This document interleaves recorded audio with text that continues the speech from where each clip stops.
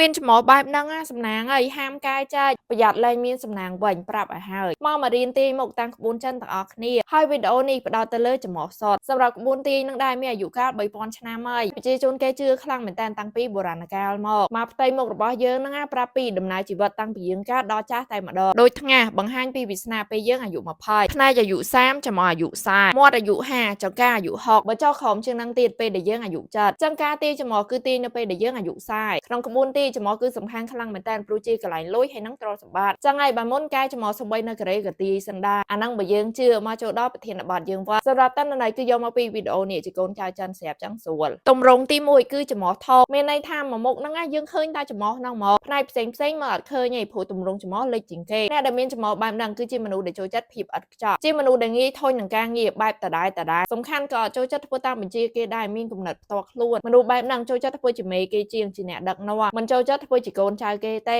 ក៏ប៉ុន្តែគឺជាមនុស្សល្អចំពោះអ្នកដទៃផងដែរវ័យ40របស់គេគឺជាវ័យដែលល្អខ្លាំងមែនតើពោពេញទៅដោយធម៌ពលទម្រង់ទី2គឺជាចំអដែលមូលមើលទៅមានសាច់ច្រើនចំអបែបហ្នឹងគឺល្អខ្លាំងមែនតើព្រោះនៅក្នុងក្បួនចិនអីដែលមូលគឺល្អទាំងអស់មកមូលមានសាច់ច្រើនផ្លែឈើមូលហ្នឹងល្អមែនតើហ្មងនិយាយពីអត្តចរិតគឺជាមនុស្សដែលល្អអាចទុកចិត្តបានចេះជួយគេបើម្នាក់ហ្នឹងមានកូនចៅ take care មើលថែកូនចៅល្អខ្លាំងមែនតើបើនិយាយពីរឿងលុយកាក់គឺជាមនុស្សមានសំណាងចឹងលុយកាក់ក៏ល្អទៅតាមនឹងដែរសំខាន់ជាងគេគឺត្រង់ចេះរក្សាចេះសន្សំសំចៃទ្រព្យសម្បត្តិហ្នឹងមកទី3គឺចំអបែបធម្មតាមិនធំមិនតូចមិនអីសម្រាប់រឿងលុយកាក់គឺមានស្ថិរភាពព្រោះមនុស្សម្នាក់ហ្នឹងអត់ចូលចិត្តហក់លោតមិនបន្ថយចំពោះវ័យ40ក៏ល្អដែរមានស្ថិរភាពបែបស្ងប់សុខទី4គឺប្រភេទចំអតូចសម្រាប់អត្តចរិតគឺរស់រាយ friendly ជាមនុស្សដែលដាក់ខ្លួនហើយក៏មានចិត្តល្អតែងតែផ្ដោតសំខាន់លើជីវិតគ្រួសារសម្រាប់វ័យ40របស់ពួកគេមិនមែនជាវ័យដែលខ្លាំងក្លាទេក៏ប៉ុន្តែក៏មិនសូវមានរឿងច្បុកច្បល់ដែរព្រោះមែនទោះបីអ្នកខ្លះវ័យ40ជាវ័យខ្លាំងរកបានអីចឹងក៏ប៉ុន្តែក៏នឹងជួបរឿងរញ៉េរញ៉ៃ